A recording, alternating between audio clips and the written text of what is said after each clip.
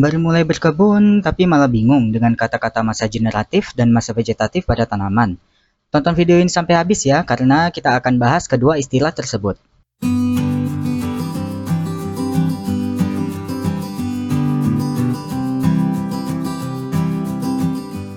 Video ini aku bikin hanya untuk yang baru mulai berkebun ya, dan masih belum mengerti dengan istilah-istilah masa generatif dan masa vegetatif pada tanaman.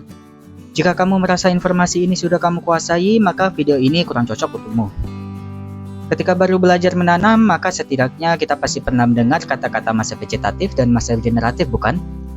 Jujur, aku sendiri sebenarnya masih suka terbalik menyebutkan kedua fase ini pada video-videoku. Tanaman di masa vegetatif memerlukan nutrisi fosfor dan kalium, sedangkan untuk tanaman di masa generatif memerlukan nutrisi nitrogen. Bahkan di video terakhirku dengan judul tumpang sari cabai dan kangkung saja di sana, aku masih terbalik menyebutkannya. Karena itu, di video kali ini kita sama-sama belajar terkait penjelasan yang sebenarnya untuk kedua fase tersebut. Apa sih sebenarnya masa vegetatif dan masa generatif itu?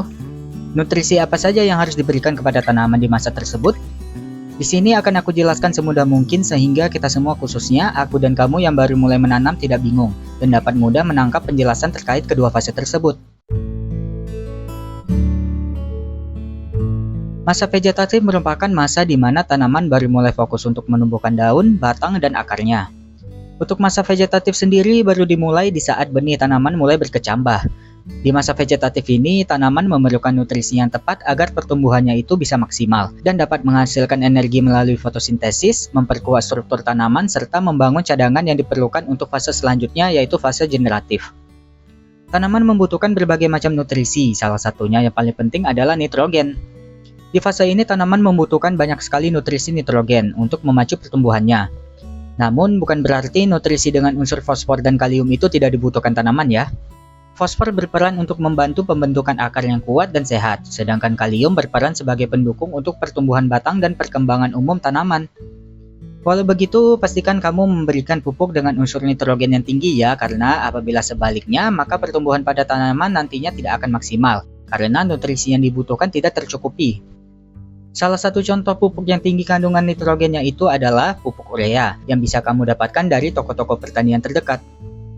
Namun perlu diingat bahwa pupuk urea ini merupakan pupuk kimia ya.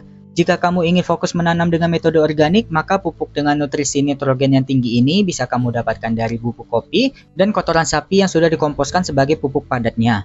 Sedangkan untuk POC atau pupuk organik cairnya bisa kamu dapatkan dari daun kelor, kulit rambutan, jakaba atau jamur keberuntungan abadi, dan bahkan rumputan yang masih segar pun juga bisa kamu manfaatkan untuk mendapatkan unsur hara nitrogen ini. Jika kamu ingin menanam dengan metode organik, maka manfaatkan seluruh bahan yang ada di sekitarmu. Tanaman yang kekurangan unsur hara nitrogen ini terlihat dari pertumbuhannya yang terlambat dan daunnya yang menguning. Setelah melewati masa vegetatif, maka tanaman mulai masuk ke masa selanjutnya, yaitu masa generatif. Masa generatif merupakan masa di mana tanaman mulai fokus menumbuhkan bunga serta buahnya. Ketika tanaman mulai memasuki fase ini, maka tanaman akan mulai berpikir untuk menambahkan keturunannya. Untuk menambah keturunan, maka tanaman akan mulai menghasilkan bunga yang nantinya akan mengandung biji-biji kecil di dalam bunga tersebut. Begitu juga dengan buah yang mempunyai bijinya. Di alam, biji-biji ini pada bunga tersebut nantinya akan terjatuh karena tertiup oleh angin dan baru dapat mulai tumbuh ketika terkena air hujan. Jika untuk buah itu sendiri, maka buah tersebut nantinya akan matang di pohonnya dan lama-kelamaan mulai membusuk sehingga terjatuh dari tangkainya.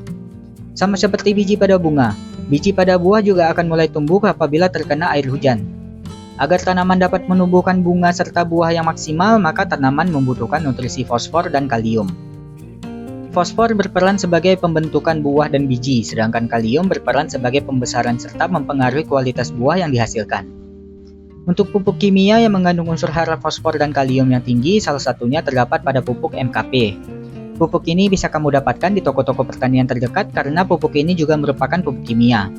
Untuk pupuk organik padat bisa kamu dapatkan dari bahan sabut kelapa, cangkang telur, dan kulit buah-buahan. Sedangkan untuk POC-nya atau pupuk organik cair bisa kamu fermentasikan seluruh bahan yang tadi disebutkan terlebih dahulu. Untuk penggunaan POC dari sabut kelapa harus digunakan ketika tanaman sudah benar-benar memasuki masa generatifnya ya, karena apabila kamu menggunakan bahan sabut kelapa di saat tanaman masih berada di masa vegetatif, maka dikhawatirkan tanaman akan terlambat tumbuh.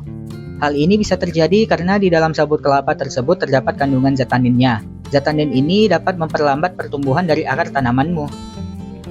Tanaman yang kekurangan unsur fosfor ditandai dari daunnya yang berwarna ungu. Sedangkan untuk tanaman yang kekurangan unsur kaliumnya ditandai dari buahnya itu yang tidak membesar dan bahkan bisa jatuh dari tangkainya.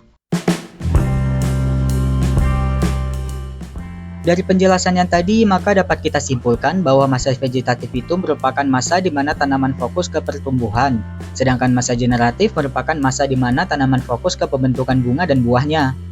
Agar lebih mudah diingat, maka aku menggunakan kata vegeta dari kata vegetatif yang merupakan singkatan dari vegetable yang memiliki arti sayur-sayuran. Sebagai arti bahwa tanaman akan fokus ke pertumbuhan daunnya karena sayur itu kebanyakan fokusnya ke daun. Sedangkan untuk generate dari kata generatif merupakan singkatan dari generate yang memiliki arti menghasilkan, yang berarti di masa ini tanaman fokus untuk menghasilkan buah dan bunga. Apabila kamu memiliki cara mudah lain untuk mengingatnya, silahkan komen di bawah ya. Sampai di sini saja video kali ini, tapi sebelum itu silahkan tonton videoku sebelumnya dengan judul alasan mengapa aku tidak boleh berhenti berkebun. Di sana aku menceritakan alasan mengapa aku tidak boleh berhenti berkebun, walau akhir-akhir ini aku sudah merasa jenuh saat berkebun. Jangan lupa like video ini jika kalian suka dan silahkan berikan dislike-nya jika kalian tidak suka, serta berikan juga masukan ke aku melalui kolom komentar di bawah. Share juga video ini jika kalian merasa bermanfaat, serta subscribe channel ini untuk bisa terus mendapatkan video terbarunya. Kali ini aku izin untuk undur diri dan sampai jumpa di video selanjutnya.